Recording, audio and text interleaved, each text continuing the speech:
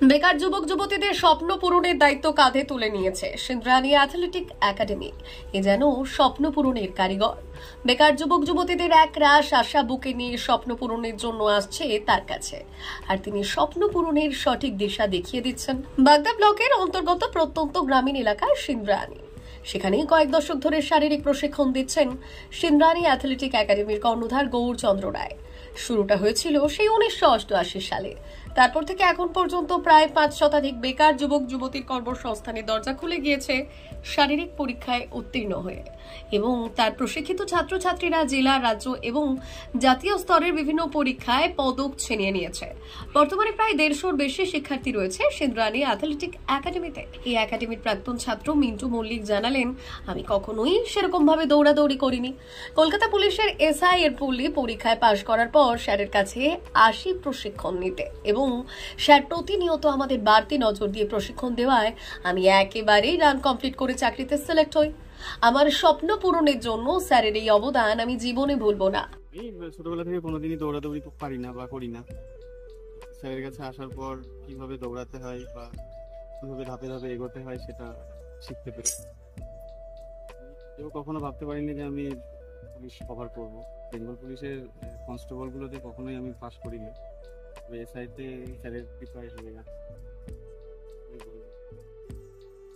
আরেক ছাত্র অনুতোষ বিশ্বাস বললেন, আমার দৌড় পরীক্ষার কিছুদিন আগে দুর্ঘটনায় পা ভেঙে যায় এবং আমি খুব হতাশ হয়ে পড়ি। পা ঠিক হওয়ার পর স্যার আমার পেছনে অক্লান্ত পরিশ্রম করে এবং আমায় তৈরি করে, এবং আমি দৌড় পরীক্ষায় সফল হই।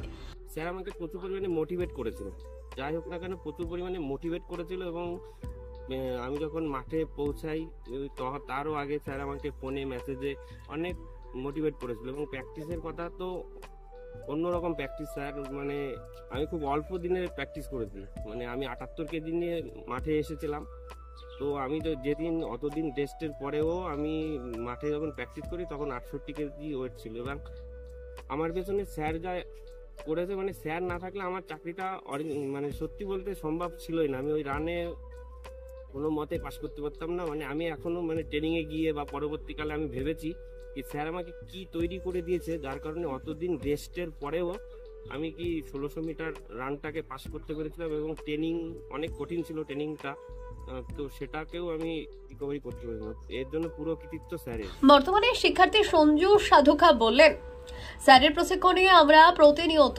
আলাদা অনুপ্রেরণা পাই। স্যার যেভাবে আমাদের নিয়ে শীত, গ্রীষ্ম, বর্ষা অক্লান্ত পরিশ্রম করেন তা বর্তমান সময়ে খুবই বিরল, এবং আমাদের প্রশিক্ষণ দিতে স্যার কোনো পারিশ্রমিক নেন না। এই বিগত 5 বছর ধরে এই একাডেমিতে আমি প্র্যাকটিস করছি। বহুত বাধা এসেছে জীবনে, কিন্তু স্যার কখনো আমাদেরকে হার মানতে দেননি, মোটিভেশন দিয়ে গিয়েছে। কোনো সময় আমাদেরকে জীবনে অনেক আর কি মানে ইভেন্টে নেমেছি, ফল পেয়েছি, যাতে ফল পাইনি, যখন ফল পাইনি ভেঙে পড়েছে, স্যার বাড়ির থেকে ডেকে নিয়ে এসেছে, ফোন করেছে, মোটিভেশন দিয়ে জাগিয়ে রেখেছে আমাদেরকে। আর যিনি এই স্বপ্নের বুনিয়াদ বুনেছেন সেই সিন্দ্রানী অ্যাথলেটিক একাডেমির কর্ণধার এবং প্রশিক্ষক গৌরচন্দ্র রায় জানালেন, সেই 1988 সাল থেকে নিজেকে নিয়োজিত রেখেছিলাম যুবকদের সঠিক দিশা দেখানোর জন্য, যার ফলস্বরূপ ভারতীয় সেনাবাহিনী, রেল, পশ্চিমবঙ্গের বিভিন্ন পুলিশ দপ্তর প্রত্যেক জায়গায় আমার কোনো না কোনো ছাত্রছাত্রী চাকরিরত আছেন বর্তমান সময়ে। আমি যতদিন বাঁচবো এভাবেই যুব সমাজকে এগিয়ে যাওয়াটার কাজটা করে যাব। মূলত আমি তো এনআইএস করে একটা জায়গায় চলে যেতে পারতাম, আমার যা স্পোর্টস ব্যাকগ্রাউন্ড ছিল, কিন্তু আমি শেষমেশ কলকাতা কর্পোরেশনের চাকরিটাও ছেড়ে দিয়ে স্কুলে টিচার হিসাবে জয়েন করেছিলাম। তার আগে থেকেই আমি কোচিংটা শুরু করেছিলাম এই কারণে যে এই গ্রাম বাংলায় যুব শ্রেণীদের প্রপার যে গাইড, সেই গাইড দেওয়ার মতো কেউ নেই। আর এই সম্পূর্ণটাই তো শরীর কেন্দ্রিক এবং ব্রেন কেন্দ্রিক। আমি না হয় শরীরের ব্যাপারটা দেখব, যার ফলে আমি সেই 88 সাল থেকে 1988 থেকে নিজেকে নিয়োজিত করেছি এদের কল্যাণে, যার ফলে আজকে সারা ভারতবর্ষের প্রত্যেকটা সেনানিবাসে, পশ্চিমবঙ্গ পুলিশের দপ্তরে আমাদের এই একাডেমির ছাত্রছাত্রী তারা চাকরি করছে।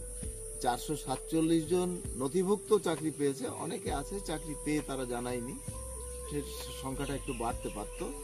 তো চেষ্টা করছি, আমি যতদিন রিটায়ার করেছি কিন্তু তবুও থেমে নেই, চেষ্টা করছি যতদিন সম্ভব এই যুব সমাজকে এগিয়ে নিয়ে যেতে। বাগদা থেকে বিপ্রজিৎ দাসের রিপোর্ট, কাঁটাতার।